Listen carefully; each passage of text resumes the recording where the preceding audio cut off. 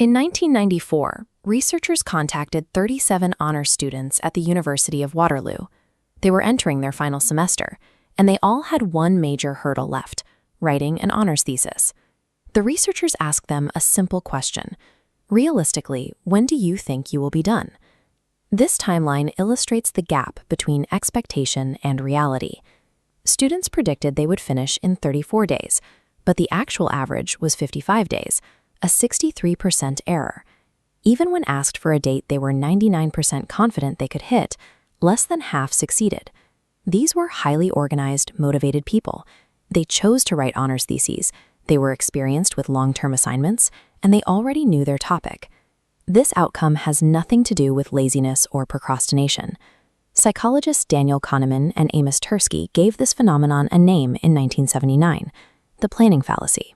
It is a baseline, structural feature of how the human brain models time. And the strangest part about the planning fallacy is that simply learning about it does almost nothing to fix it. To actually reclaim your calendar, you have to look at the invisible forces distorting how your brain visualizes the future. When you sit down to map out a new task, your brain automatically does something Kahneman called adopting the inside view. You picture yourself opening the document, diving into the research, and cleanly executing the work. The inside view writes a smooth, continuous script. It edits out the friction. It leaves out the slow morning where you struggle to focus, the unexpected 40-minute email chain, and the chunks of the project you forgot even existed. The alternative is the outside view. The outside view ignores your current strategy and motivation completely. It only looks at your historical track record and asks, how long did the last 10 similar tasks actually take you to finish? A follow-up study asks students to recall their past projects and the specific reasons those projects went over deadline. The students provided honest, painful examples, but they remembered the delays as unrepeatable anomalies: a broken printer, a brief illness, a roommate moving out. We read our own history through a highly protective lens. We take credit for the days the work goes smoothly, and we blame external, uncontrollable forces for the delays. Because we view past obstacles as bad luck, we leave them out of our next forecast. There is a psychological root to this behavior. An honest estimate based on past delays feels discouraging. An optimistic estimate feels hopeful and pleasant. Given the choice between the two, your mind unconsciously gravitates toward the hopeful one. The planning fallacy is a subconscious act of emotional self-protection.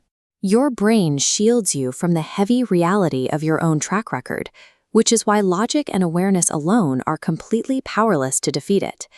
This glitch in time perception operates identically whether you are planning a Sunday afternoon chore or a massive multinational infrastructure project. Look at this grid representing data collected by Oxford professor Bent Fleabjerg. When tracking budgets for megaprojects over $500 million, his data shows roughly 9 out of 10 go over budget. The construction of the Sydney Opera House is a perfect historical record of the inside view operating at a government scale. The initial plans estimated the building would cost $7 million and take 4 years to build. The final reality was a cost of $102 million, opening 10 years late. The organizations that built those estimates were elite engineering firms and government agencies. If they fall victim to the exact same brain glitch as a college student writing a thesis, you cannot overcome this fallacy just by resolving to plan better. You cannot argue with the inside view, because it controls the part of your brain that envisions the future. Instead, you have to force a mechanical, unfeeling second voice into the room to overrule it. The first mechanical tool is reference class forecasting. Before you write down an estimate for a new task, you list 3 to 5 genuinely similar past projects.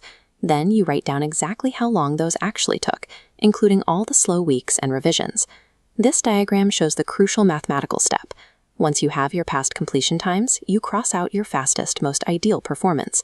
You must select the median of your past times. That middle number becomes your new estimate. The second tool is the pre-mortem.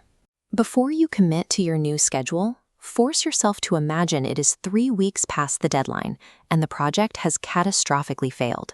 You then write down out loud exactly why it went wrong.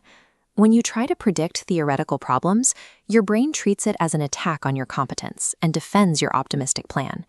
But by treating the failure as an event that has already happened, you bypass that defense and immediately expose the hidden risks you were ignoring. Right now, you might look at your upcoming schedule and think, but this time I blocked off Tuesday. This time I have a better strategy. Your past self said the exact same thing, and the obstacles arrived anyway. When you finally let your historical track record overrule your optimism, a profound shift happens. You stop dragging guilt from one week to the next. You stop making your future self pay for the fantasies of your present self. Adopting the outside view does not buy you speed. It buys you peace. It results in finished work, deadlines actually met, and a life entirely free from having to write another apology email.